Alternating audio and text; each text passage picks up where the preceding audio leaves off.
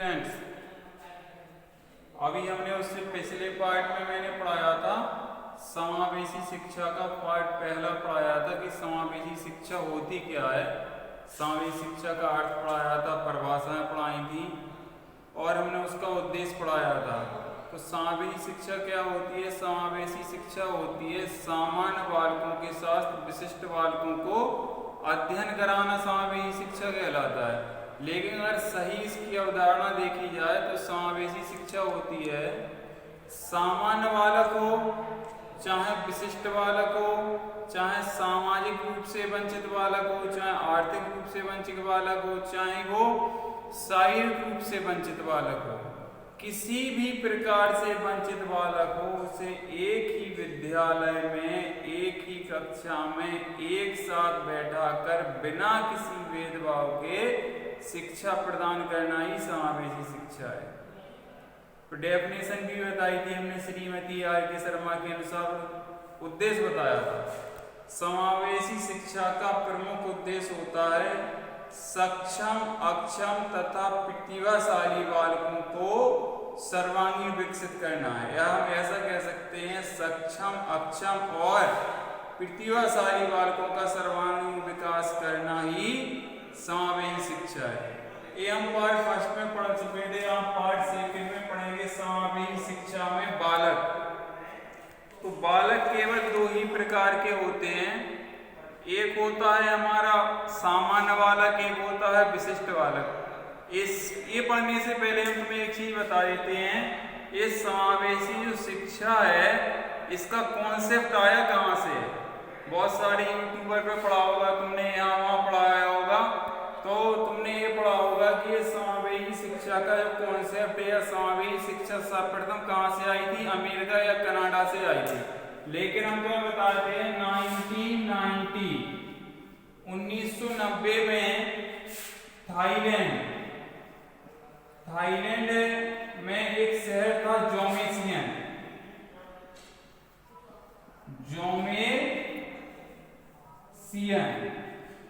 1990 में थाईलैंड में जोमेसियन शहर था। उस शहर में ही समावेशी शिक्षा की अवधारणा रखी गई थी और उसमें लगभग 50 देशों के शिक्षाविदों ने भाग लिया था। इसलिए इस सम्मेलन को जोमेसियन विश्व सम्मेलन के नाम से जाना जाता है। जोमेसियन विश्व सम्मेलन के नाम से जाना जाता है। इसे जोमेसियन विश्व सम्मेलन नाम से क्यों जाना जाता है? क्योंकि ये थाईलैंड का जो शहर था जोमेसियन, यहाँ पर इसका सम्मेलन हुआ था, तो इसलिए इसे जोमेसियन विश्व सम्मेलन के नाम से जाने आने लगा और इसमें 50 देशों के शिक्षाविदों ने भाग लिया था। अब इस समावेशी शिक्षा का उन्होंने उद्देश्य क्या बताया था कि प्रत्येक व्यक्ति को, चाहे वो युवा हो, प्रौढ़ हो या वृद्ध हो, सबको निर्धारित लक्ष्य के अनुसार शिक्षा देना है। सबको निर्धारित लक्ष्य के अनुसार शिक्षा देना है और सभी को सामान्य शिक्षा देना है।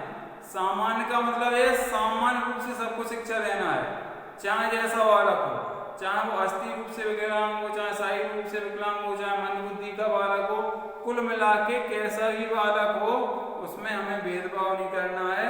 वहां से अवधारणा ली गई थी और फिर जाके कहा यह जाता है कि कनाडा और अमेरिका से इसकी शुरुआत हुई थी, लेकिन जो अवधारणा थी वो हमारी कहां से ली गई थी? थाईलैंड के जोमेसियन विश्व सम्मेलन से। हम पढ़ेंगे बालक।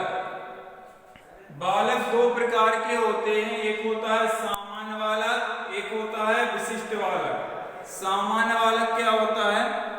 सामान्य बालक वह बालक होता है जो अपने सारे क्रियाकलाप बिना किसी रोक टोक के, बिना किसी हिचकिचाहट के सामान्य रूप से कर ले। या साधारण शब्दों में हम ये कहें, सामान्य बालक वह बालक होता है जो अपने सभी क्रियाकलापों को सामान्य रूप से कर लेता है, उसे कोई विशिष्ट परेशानी नहीं आती। ये तो हो गया सामान्य बालक।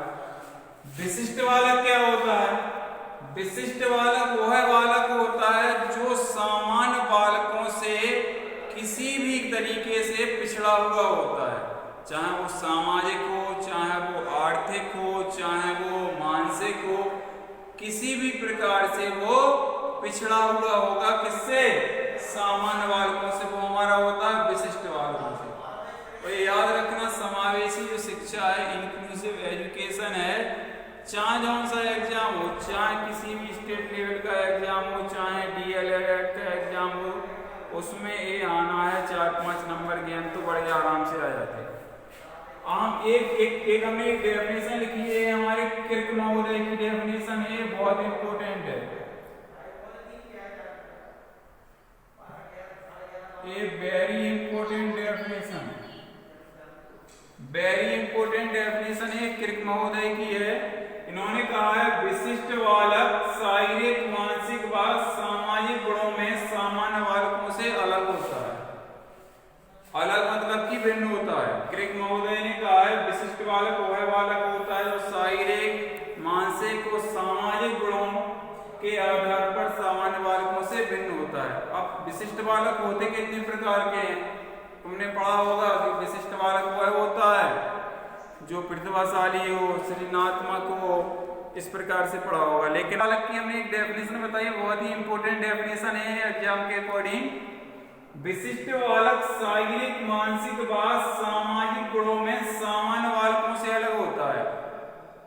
जो विशिष्ट बालक होगा, विशिष्ट का मतलब होगा उसमें कुछ एक ऐसी विशेषता पाई जाएगी जो सामान्य बालकों में नहीं होगी। ये हमें कॉन्सेप्ट याद रखना है। अब विशिष्ट बालक होते कितने प्रकार के होते हैं? हमने 6 प्रकार के होते हैं। जो कि पहला होता है बौद्धिक रूप से भिन्न बालक। बौद्धिक रूप से भिन्न बालक होगा वो कौन सा होगा? विशिष्ट बालक। अब बौद्धिक रूप में क्या आ जाएगा? बौद्धिक रूप में तुम्हारा आ जाएगा, देखिए